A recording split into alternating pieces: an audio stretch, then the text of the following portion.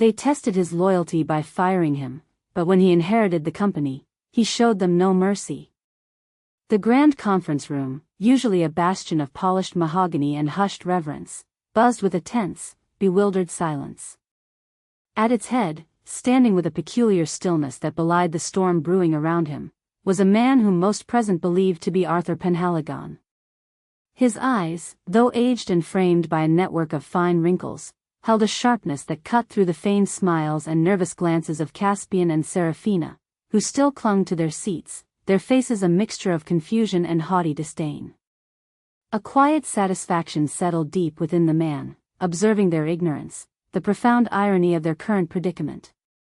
They were so utterly, irrevocably blind.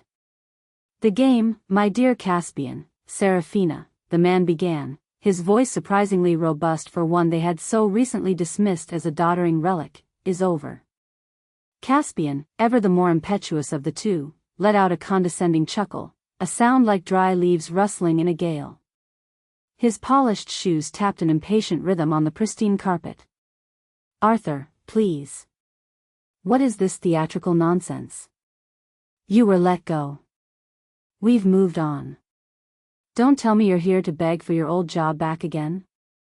Honestly, it's quite pathetic." Seraphina, ever the more calculating, offered a thin, pitying smile, her gaze sweeping over the assembled board members, gauging their reactions. She saw only agreement with Caspian's assessment, a collective sigh of exasperation for the old man's perceived delusion. Their hubris, a towering monument to their self-belief, was about to be obliterated. The man felt the weight of the months of preparation, the painstaking meticulousness of his deception, finally culminating in this singular, delicious moment. Barnaby Thorne, the venerable patriarch of Thorne Innovations, a titan of industry whose name was synonymous with integrity and innovation, had felt a cold unease settle in his heart for months. It was a creeping dread, like a winter chill seeping into the very foundations of his grand estate. Decades of meticulous work, of fostering a company culture built on trust, respect, and a genuine commitment to its employees and values, felt as though they were being systematically dismantled, brick by precious brick. The whispers had begun subtly, mere murmurs at first, then grown into a cacophony of disturbing reports, aggressive cost-cutting measures that bordered on exploitation, a chilling disregard for employee well-being, and a palpable shift towards ruthless profit maximization at any human cost. He recalled receiving an anonymous email detailing how the company's once-celebrated employee benefits program, a cornerstone of its compassionate culture, had been quietly gutted, replaced by bare-minimum provisions. Another report spoke of factory workers being pushed to unsafe production quotas, their concerns dismissed as ludicrous and unprofessional. The essence of what he had built was being leached away, replaced by something cold and venal. His grandson, Caspian, and his granddaughter, Seraphina, the chosen heirs to his empire, had transformed. The vibrant, idealistic young minds he had nurtured now seemed consumed by an insatiable hunger for power and wealth, their eyes devoid of the warmth he remembered, replaced by a steely glint of ambition that sent a shiver down his spine. He remembered Caspian, a bright-eyed boy who once spent hours sketching innovative designs for sustainable energy, and Seraphina, who passionately volunteered for community projects, her heart full of genuine empathy. Now, they were perfect embodiments of the age-old warning, give some people an inch, and they will take a mile, then claim it was always theirs.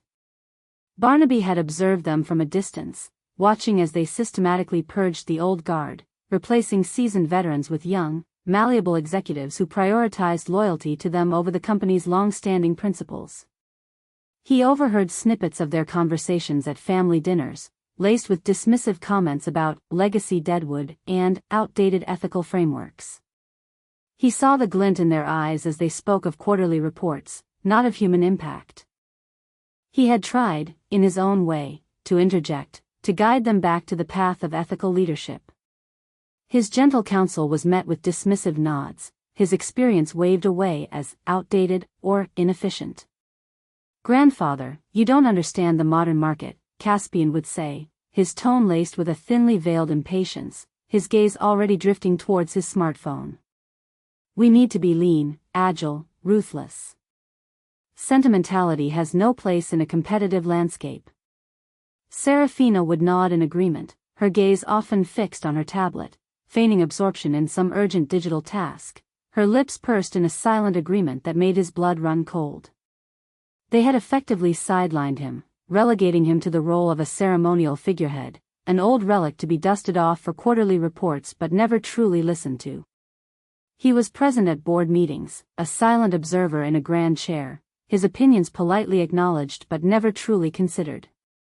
The isolation was profound, a bitter pill to swallow for a man who had once commanded absolute respect. The breaking point had come after a particularly brutal round of layoffs, euphemistically termed restructuring for efficiency.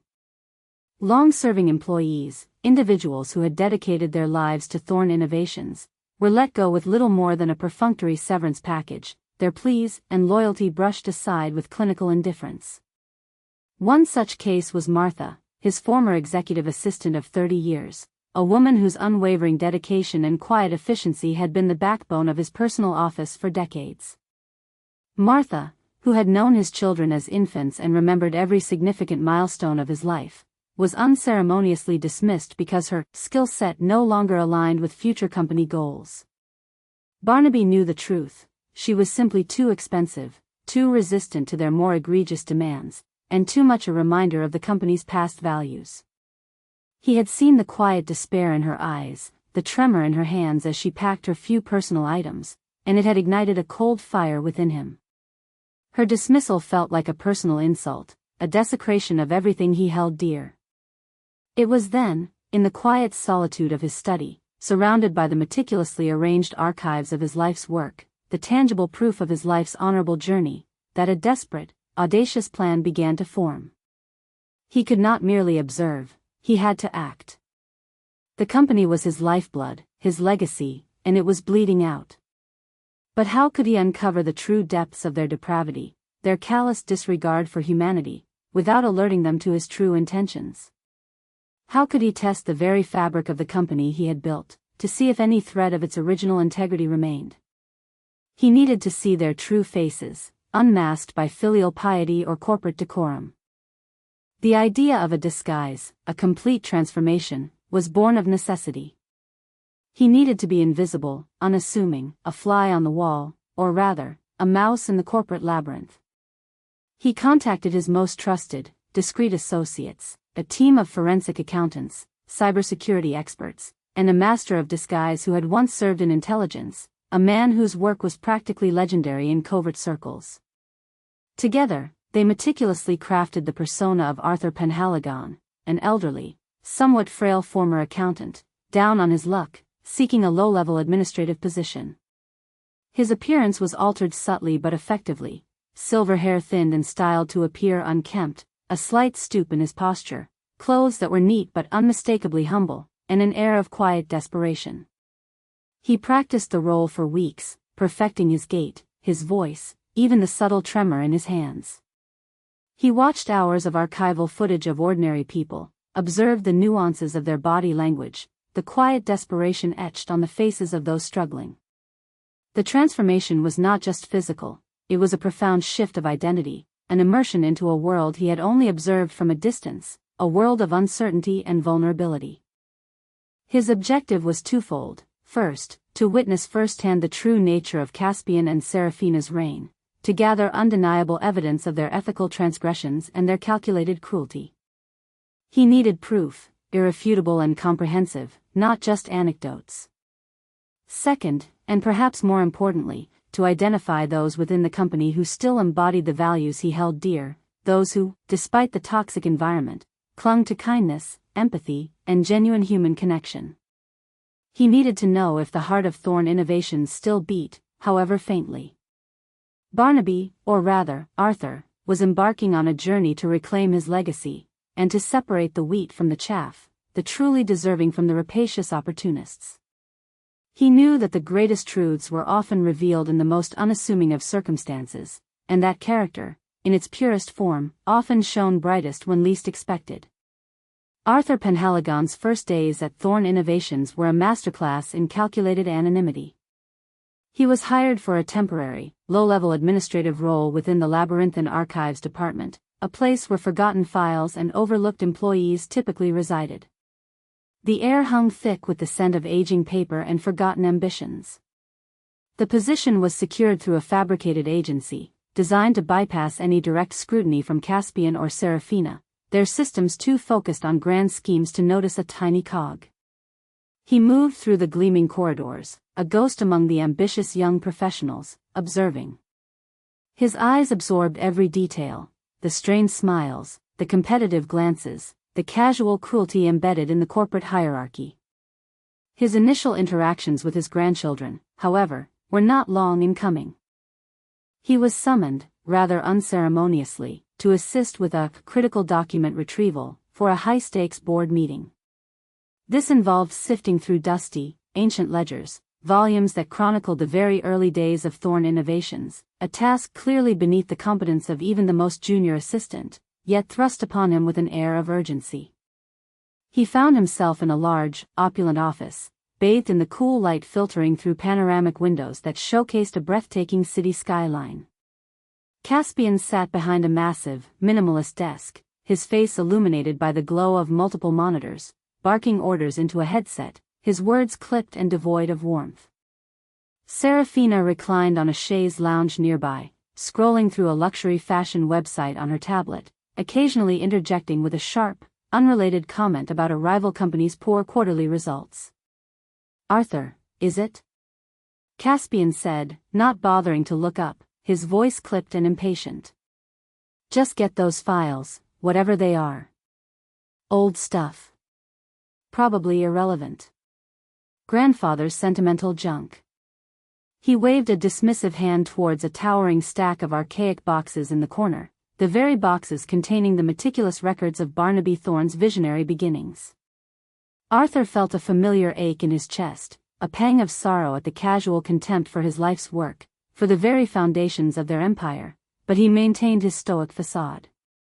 He nodded humbly, his shoulders slightly hunched, and began to carefully retrieve the requested documents, his movements deliberately slow, as if hampered by age. He observed their interactions, their cold efficiency, their complete lack of genuine engagement with anything beyond their immediate, self-serving objectives. He noted the way Caspian snapped at a junior executive for a minor error, the executive's face crumpling in fear.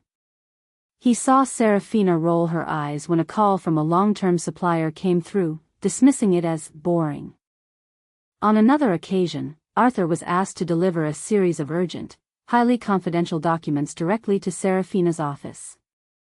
He walked the long, gleaming hallway, the thick pile carpet muffling his footsteps, a silent observer of the corporate ballet. When he arrived, the door was ajar. He saw Serafina on a video call, her voice saccharine sweet, promising an investor unprecedented returns and aggressive market dominance. Her smile was dazzling, yet utterly devoid of warmth.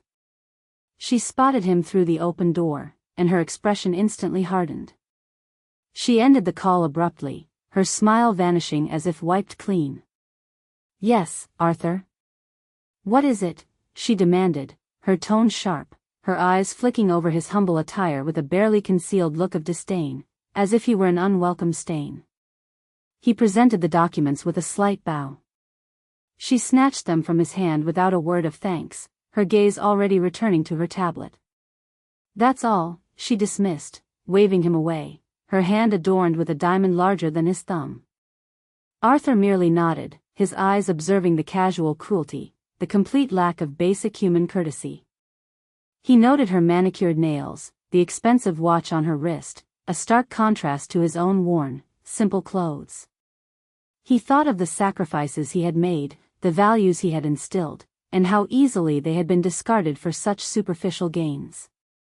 The stark reality of their character, stripped bare of pretense, was laid before him.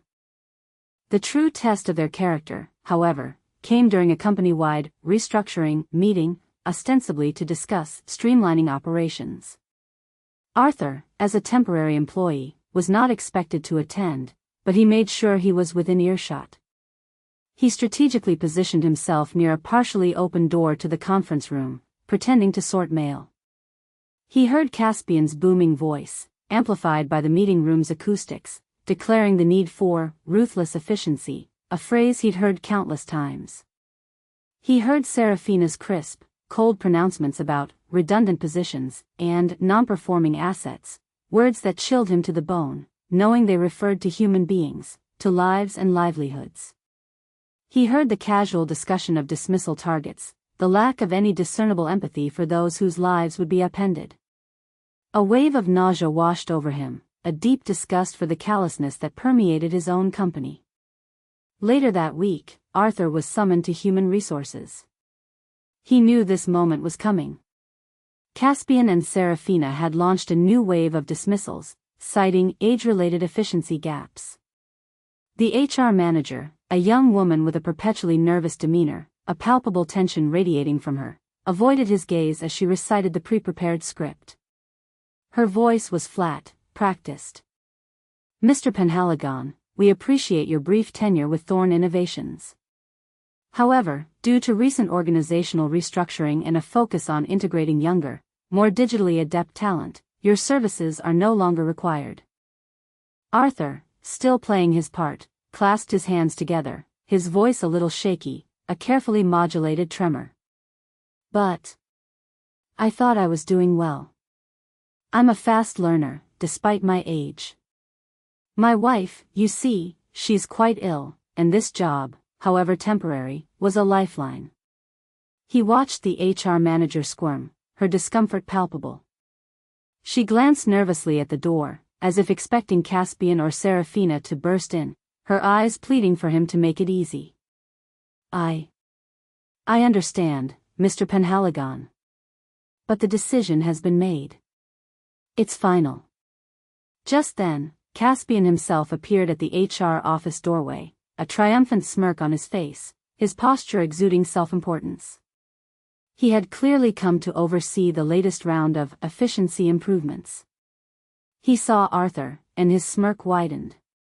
"Still here, Arthur? Honestly, the amount of time you've spent on the clock, we could have hired 2 young, energetic interns to do your work for half the price. It's not personal, it's just business. You simply lack the agility required in today's fast-paced environment." Serafina, who had followed him, chimed in, her voice a brittle echo of her brother's. "Indeed.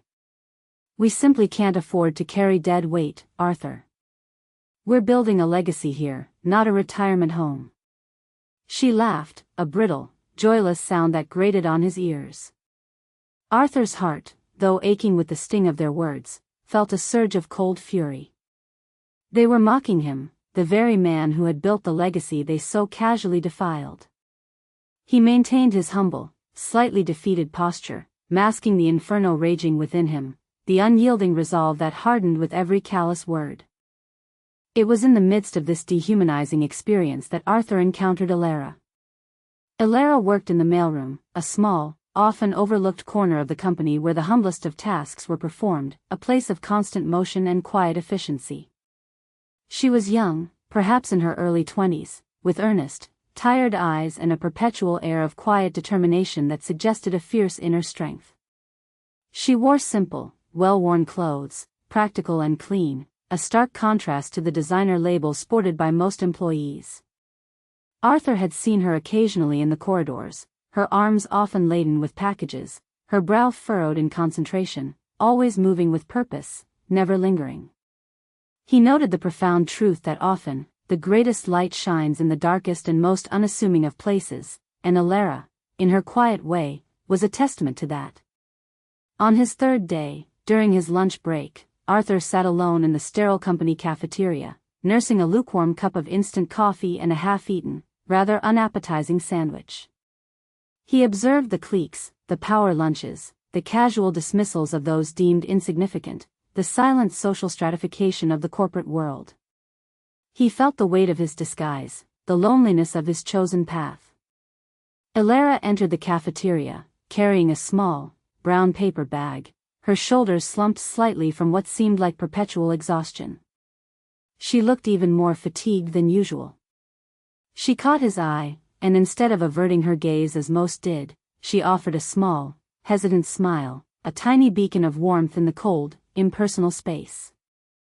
A few minutes later, she approached his table, holding a steaming mug. "Excuse me, Mr. Penhaligon, isn't it?" she asked, her voice soft but clear, carrying a quiet kindness. "I hope you don't mind, but I noticed you looked a little chilly. I just made myself a fresh cup of tea, and I thought you might like one too. It's a bit of a cold draft in here today." Her sincerity was unmistakable, a stark contrast to the performative politeness he had grown accustomed to. Arthur was taken aback by the genuine warmth in her eyes. He had become so accustomed to indifference, even contempt, that this simple gesture felt profound. "That's very kind of you, young lady," he said, his voice a little rough with surprise, his carefully constructed persona faltering for a moment. "Thank you." She placed the mug gently on his table. "My name is Alara," she offered. "And please, call me Alara." She paused, then, with a shy glance at her own modest lunch, a single apple and a small sandwich, she continued, "And I brought an extra sandwich. My mother packed too much. Would you perhaps like to share? It's just cheese and pickle, but it's homemade." Her offer was made with a quiet humility, as if she were the one imposing. Arthur felt a lump form in his throat. This simple act of kindness, born of a genuine empathy, was more profound than any grand gesture. It spoke volumes about her character, her willingness to share what little she had. He nodded, a genuine smile touching his lips for the first time in days, easing the tension he had carried. "Alara, that would be wonderful." "Thank you." They sat in comfortable silence for a few moments, sipping their tea and sharing the sandwich. Alara spoke little, but her presence was a comforting balm, a quiet affirmation of humanity amidst the corporate coldness. As the days of his undercover tenure dwindled, Arthur sought out Alara more frequently, finding solace in her unassuming company. He learned, through casual conversation, of her struggles. Her mother was indeed gravely ill, suffering from a debilitating chronic condition that required expensive medication and constant care. Alara worked 2 jobs, this one at Thorn Innovations and another at a local grocery store, pulling long, exhausting shifts just to make ends meet, to keep a roof over their heads and food on the table. She spoke of her aspirations, her dream of saving enough money to put her mother in a better care facility, or perhaps even to study nursing herself, to alleviate the suffering of others. Despite her hardships, her spirit remained unbroken, a testament to an indomitable will. She often went out of her way to offer him a kind word, a shared snack, or simply a moment of quiet, respectful companionship. She would ask him about his day, genuinely listening, her eyes full of concern, something no one else in the company seemed to do. She remembered small details he mentioned, offering gentle encouragement, her simple gestures of human connection standing in stark contrast to the transactional nature of the corporate world around them. On the day he was dismissed, just after Caspian and Serafina had delivered their callous remarks, Arthur walked out of the HR office, his head bowed, the humiliation a carefully constructed veneer over his simmering rage. He was stopped in the hallway by Alara, who was on her way to deliver a package, her arms full. She saw the folded pink slip in his hand, the unmistakable sign of dismissal, and her expression immediately softened, concern clouding her tired eyes. "Mr. Penhaligon? Are you all right?" she asked, her voice laced with genuine concern, dropping her packages to free a hand. He nodded slowly, playing the part of the defeated old man. They let me go, Alara. Said I was too old, not agile enough." He forced a small, mournful sigh, watching her reaction closely. Alara's eyes welled up slightly, a profound sadness reflected in them. She reached out, placing a gentle, sympathetic hand on his arm, a gesture that spoke volumes. "Oh, Mr. Penhaligon, I'm so terribly sorry. That's not fair. You're a kind man. You did good work." She paused, then, to his utter surprise, she pulled a small, crinkled $10 bill from her pocket, the only currency he had ever seen her possess, a visible testament to her meager earnings. "Please," she said, pressing it into his hand, her gaze earnest and pleading. "It's not much, but, for a coffee, or a taxi home. You shouldn't have to walk in this weather." Arthur looked at the $10 bill, then into her earnest, compassionate eyes. He knew, intimately, how much that money meant to her, how hard she worked for every penny, every single dollar earned through sheer grit and sacrifice. This was not a calculated act of charity from someone with abundance, but a genuine sacrifice from someone who understood hardship, who was willing to share her last morsel. It was in this moment, witnessing Alara's selfless compassion, her unbidden generosity, that Barnaby Thorne's conviction solidified. He had found his answer. The company, though rotten at its core by greed, still harbored a precious few, like Alara, whose inner light remained undimmed, a flicker of pure goodness in a vast darkness. He gently returned the money to her hand, his fingers brushing hers. "Keep it, Alara," he said, his voice softer than before, tinged with an emotion she couldn't quite decipher. "You need it more than I do. But thank you. Thank you for your kindness." He offered her a look that held more meaning than she could possibly comprehend, a silent promise of a future she could not yet imagine, a profound gratitude that transcended words. Then, he turned and slowly walked away, leaving her standing in the corridor, a beacon of human decency in a corporate world devoid of it. The stage was now set. The test was complete. The final act was ready to begin. The annual general meeting of Thorne Innovations was underway, a meticulously orchestrated spectacle designed to showcase the company's unprecedented growth and visionary leadership. The grand hall gleamed under crystal chandeliers, filled with the scent of expensive cologne and anticipation. Caspian, impeccably dressed in a tailored suit that cost more than Arthur Penhaligon's annual salary, stood at the podium, his voice resonating with feigned confidence as he regaled the assembled board members, investors, and a smattering of press with glowing statistics and audacious projections. Serafina sat beside him, radiating an aura of cold confidence, her posture perfect, occasionally interjecting with a sharp, insightful remark that cemented her image as a brilliant strategist, a ruthless pragmatist. The atmosphere was one of self-congratulation, of a corporate empire reaching new, unimaginable heights, a carefully constructed illusion of success. Barnaby observed the scene with a wry amusement, noting the performative nature of their success, a house of cards built on the shaky foundations of unethical practices and human exploitation.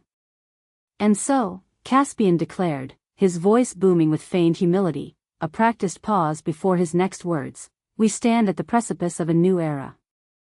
An era of unparalleled efficiency, of maximized shareholder value, of a future unburdened by sentimental attachments to the past." He paused, allowing his words to hang in the air, a subtle, contemptuous jab at the legacy of his grandfather, Barnaby Thorne. Serafina offered a knowing smirk, her eyes scanning the room, enjoying the collective nod of agreement from those who benefited from their ruthless strategies, from those who had bought into their vision of heartless prosperity. Just as Caspian was about to launch into the final, triumphant flourish of his speech, his voice swelling with self-importance, the grand doors at the rear of the conference room swung open with a theatrical flourish, revealing two figures. The sudden movement drew every eye. The first was a tall, imposing man in a pristine dark suit, his face stern and unyielding, his presence commanding. This was Mr. Sterling, Barnaby Thorne's longtime personal attorney, known for his discretion and his unwavering loyalty, a man whose very presence signified gravitas. But it was the man who stepped forward from behind Sterling that truly sent a ripple of bewildered shock through the room. He walked with a confident, purposeful stride, his shoulders back, his head held high.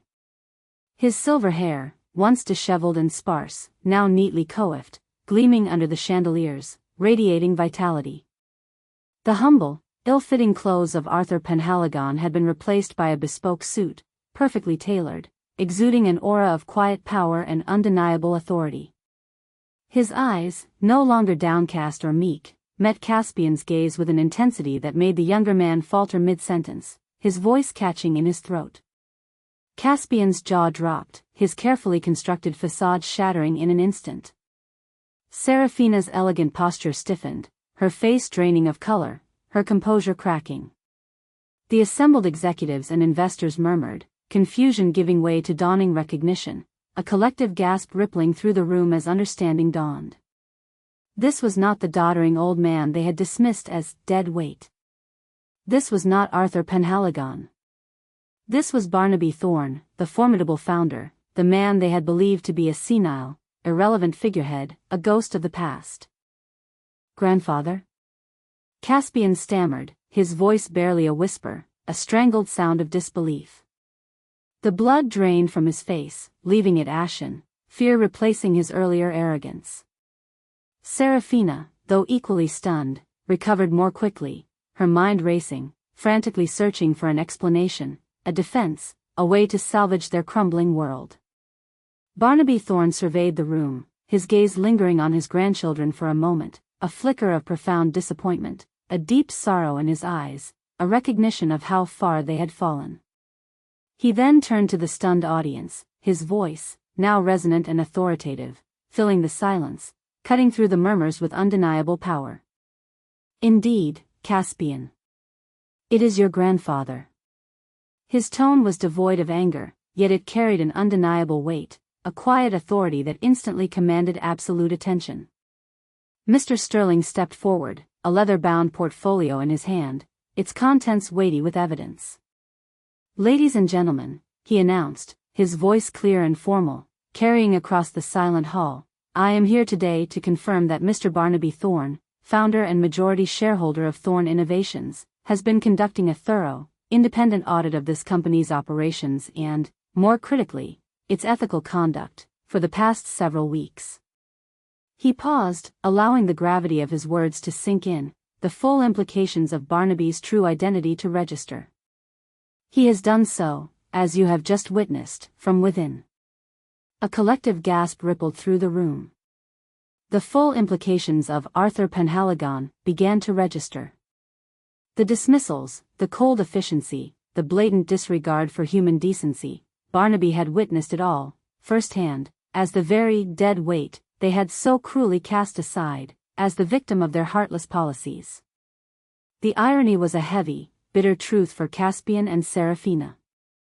Barnaby stepped forward, his eyes now fixed on Caspian and Serafina, who looked like trapped animals, cornered and terrified, their earlier arrogance replaced by palpable fear.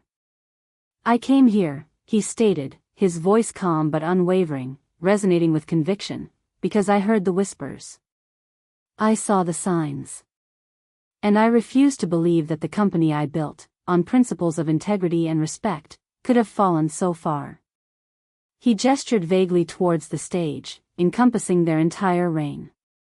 "But what I witnessed, from the perspective of Arthur Penhaligon, was far more disturbing than I could have ever imagined. It was a descent into a callous disregard for the very essence of human dignity." He continued, his voice gaining momentum, each word a hammer blow. "I witnessed ruthless disregard for the very people who built this company, who dedicated their lives and their loyalty. I witnessed a callous indifference to suffering, disguised as efficiency. I witnessed a complete erosion of the values that Thorne Innovations once stood for, values of trust, compassion, and innovation. I saw employees dismissed, not for incompetence, but for their age, their loyalty, or simply their inability to fit into a cold, transactional model that prioritizes profit above all else, regardless of the human cost." Caspian, finding his voice, tried to interject, his voice cracking with desperation, a pathetic attempt to regain control. "Grandfather, you don't understand. We were trying to make the company stronger, more competitive. We were modernizing." Barnaby merely raised a hand, silencing him with a gesture of quiet authority that brooked no argument. "I understand perfectly, Caspian. I understand that you equated human beings with redundant assets. I understand that you mocked the very concept of compassion as sentimentality. And I understand that you, Serafina, derived amusement from the plight of those less fortunate, even when they came to you with genuine pleas, their desperation a source of your entertainment. His gaze bore into Serafina, whose face was now a mask of horror, her carefully constructed world crumbling around her. Your actions, my dear grandchildren, have shown me the true depths of your character. Or rather, the profound lack thereof. You have sacrificed integrity for profit, and humanity for power. Mr. Sterling stepped forward once more, holding up a thick stack of documents, each one a testament to their transgressions. Based on the overwhelming evidence gathered during this extensive internal audit, he announced, his voice devoid of emotion, a pronouncement of judgment, and in accordance with the established bylaws of Thorne Innovations, Mr. Barnaby Thorne, as the majority shareholder, has exercised his right to immediately terminate the employment of Caspian Thorne as CEO and Serafina Thorne as COO, effective immediately. The words hung in the air, a death knell for their reign. Caspian gasped, clutching the podium for support, his eyes wide with a dawning horror. Serafina stumbled backward, her hand flying to her mouth, her carefully constructed world shattering around her, the illusion of her power utterly destroyed. The room erupted in a cacophony of whispers, gasps, and the frantic clicking of cameras from the press section. The masks had fallen, revealing the raw, ugly truth of their avarice and the quiet, formidable power of the man they had so carelessly underestimated. The grand theater of their corporate empire had just become the stage for their very public downfall. The immediate aftermath of Barnaby Thorne's dramatic revelation was a maelstrom of chaos and disbelief. Caspian and Serafina, stripped of their power and their carefully cultivated personas, were escorted out of the conference room by security, their protests and pleas echoing hollowly in the suddenly silent space, a pathetic coda to their reign. Caspian railed against Barnaby, accusing him of betrayal, of being out of touch, his voice raw with impotent rage. Serafina, however, was eerily quiet, her eyes wide with a cold, calculating terror, as if she could already see the complete unraveling of her opulent future, every luxury item slipping through her grasp. The swiftness of their descent was a testament to the fragility of power built on sand, a stark lesson in the ephemerality of unearned authority. Within hours, news of the shakeup at Thorne Innovations dominated the financial news, splashed across every major business channel and website. The stock market reacted with an initial dip, then stabilized as Barnaby Thorne issued a public statement, reaffirming the company's commitment to its founding values and promising a thorough overhaul of its ethical practices, a return to its roots. The board members, many of whom had quietly resented Caspian and Serafina's ruthless tactics, quickly pledged their allegiance to Barnaby, eager to distance themselves from the now disgraced heirs, to align themselves with the prevailing power. Caspian and Serafina's personal lives, so intricately woven with their corporate power, began to unravel with terrifying speed. Their lavish company credit cards were immediately cancelled, their lines of credit frozen. Their executive cars were repossessed, their chauffeurs gone. The opulent corporate apartments they enjoyed were stripped of their privileges, the keys demanded back. Their personal wealth, largely tied to their Thorne Innovations stock options and generous salaries, plummeted as the company's stock, though recovering, reflected the tumultuous transition. Legal proceedings were swiftly initiated by Mr. Sterling, not only for their termination but also for various documented financial improprieties discovered during Barnaby's undercover audit, breaches of corporate trust that went far beyond mere ethical lapses. The restructuring for efficiency that they had championed suddenly became a very personal reality. They found themselves, for the first time in their privileged lives, facing genuine financial hardship, their social circles evaporating as quickly as their assets, fair-weather friends disappearing like smoke. The irony was not lost on Barnaby, who observed their rapid descent from a detached, almost clinical perspective, a necessary consequence. They had sown the wind, and now they were reaping the whirlwind. Meanwhile, in a small, cramped apartment across town, Elara was preparing a simple dinner for her ailing mother, the familiar comfort of routine a small anchor in her tumultuous life. She was still reeling from the events of the day, particularly the news of Mr. Penhaligon's dismissal. She had worried about him, genuinely concerned for the quiet old man she had come to admire for his quiet dignity and unexpected kindness. She had no idea of the seismic shifts happening at Thorne Innovations, the ripple effects that would soon touch her life. The doorbell rang, an unexpected sound, startling her. Elara opened the door to find an impeccably dressed man and woman standing on her landing. Mr. Sterling stood there, his face serious but not unkind, and beside him was a woman Elara recognized from Thorne Innovations' executive offices, a high-level HR manager who looked far more composed than usual, a quiet professionalism radiating from her. "Miss Elara Vance?" Mr. Sterling asked, his voice formal, yet not without a touch of warmth. Elara's heart pounded, a sudden anxiety gripping her. She imagined it was bad news, perhaps something about her temporary contract, or even her mother's medical bills, something else to add to her burdens. "Yes," she managed, her voice barely a whisper. "My name is Sterling. I am Mr. Barnaby Thorne's attorney. And this is Ms. Davies from Thorne Innovations HR." He paused, his gaze softening almost imperceptibly as he observed her. "We are here on behalf of Mr. Thorne, with a message for you." Elara nervously invited them in, gesturing to her small, sparsely furnished living room. They stood there, their imposing presence making the space suddenly feel even more cramped, more humble. Mr. Sterling looked around, his gaze momentarily softening as it fell upon Elara's frail mother, who lay on a worn sofa, watching with weak, curious eyes, sensing the unusual atmosphere. "Miss Vance," Mr. Sterling began, his voice taking on a gentler tone, "Mr. Barnaby Thorne was deeply moved by your kindness, your empathy, and your genuine human compassion during his recent, shall we say, undercover tenure at Thorne Innovations." He saw Elara's brow furrow in confusion, her mind struggling to connect the dots. "You knew him as Arthur Penhaligon?" Elara gasped, her eyes widening in stunned recognition, a sudden, blinding realization. Arthur. Mr. Penhaligon was Mr. Thorne? The truth hit her with the force of a physical blow, a wave of disbelief washing over her.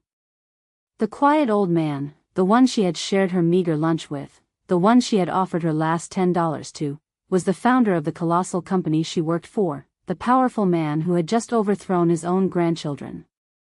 Miss Davies stepped forward, a gentle, reassuring smile on her face. "Elara, Mr. Thorne has instructed us to offer you a full-time, permanent position at Thorne Innovations. Not in the mailroom, but in a newly created department focused on employee welfare and community outreach.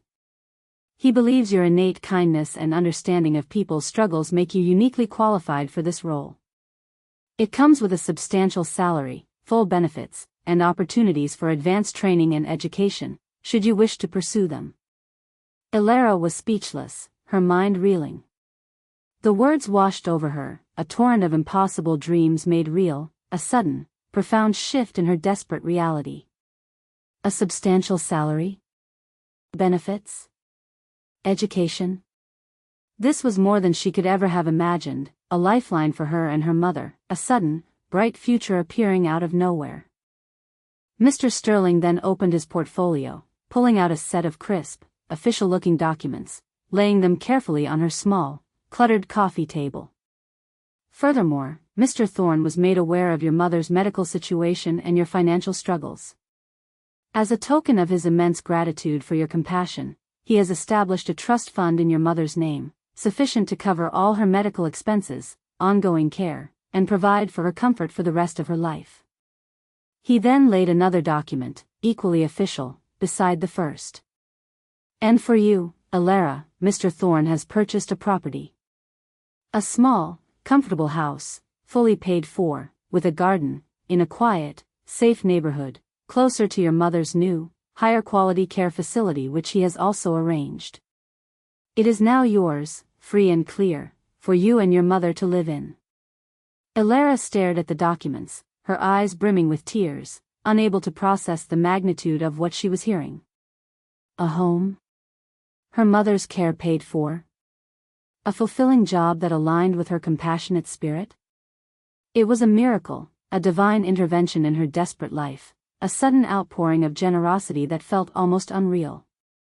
She looked from Mr. Sterling to Miss Davies, then back to the documents, her mind struggling to comprehend, her heart overflowing.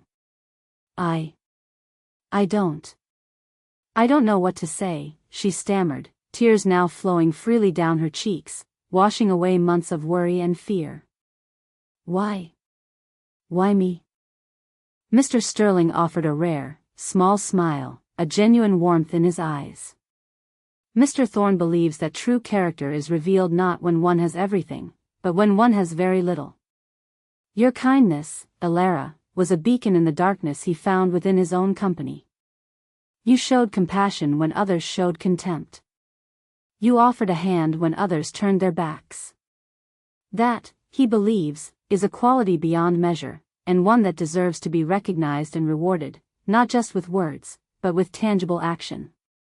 Elara, clutching the documents, could only weep tears of profound relief and gratitude. Her future, once so bleak, suddenly bathed in the brightest of lights, transformed beyond her wildest dreams by a simple act of empathy.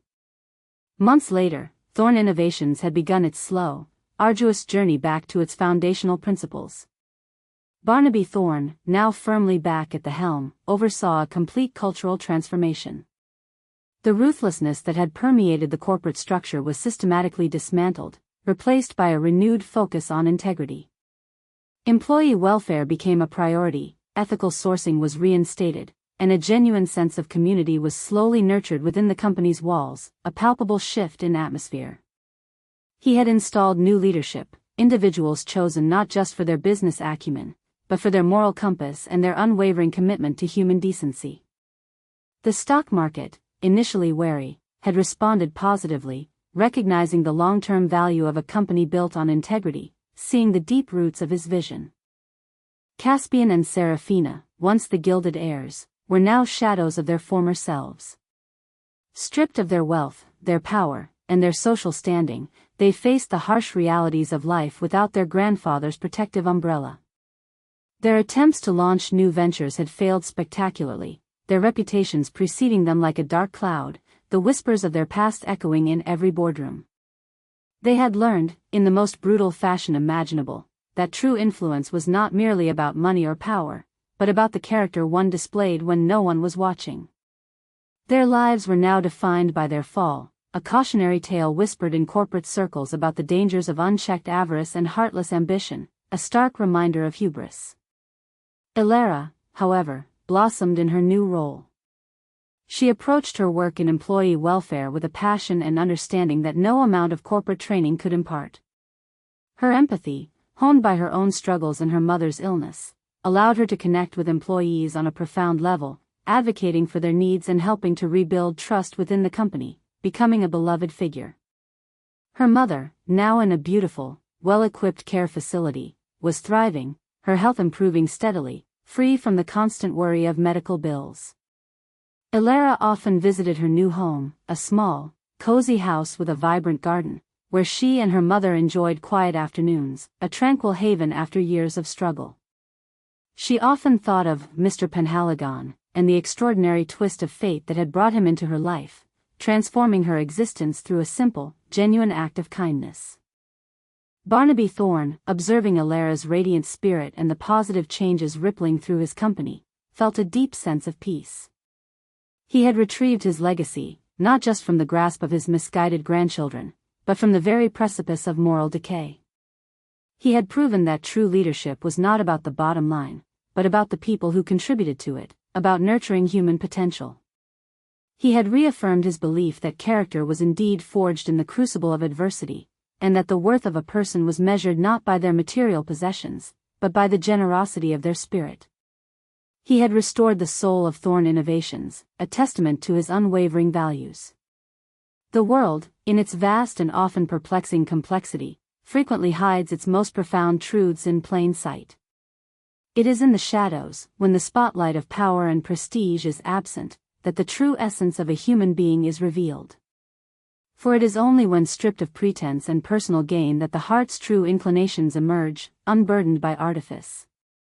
Barnaby Thorne's journey had illuminated a timeless lesson, that while greed may offer fleeting triumphs, it ultimately consumes itself, leaving only ruin in its wake.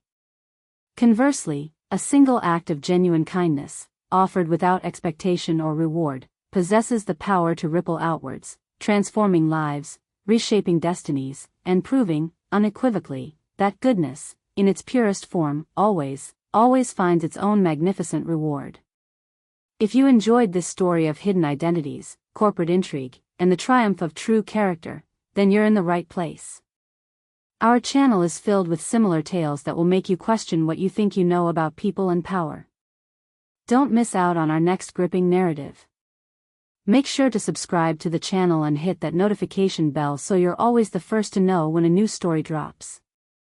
And we want to hear from you. What was the most shocking part of Barnaby's revelation? What do you think Caspian and Serafina truly learned from their downfall? And what does Alara's story tell us about the power of kindness? Share your thoughts in the comments below. We love reading your insights and opinions.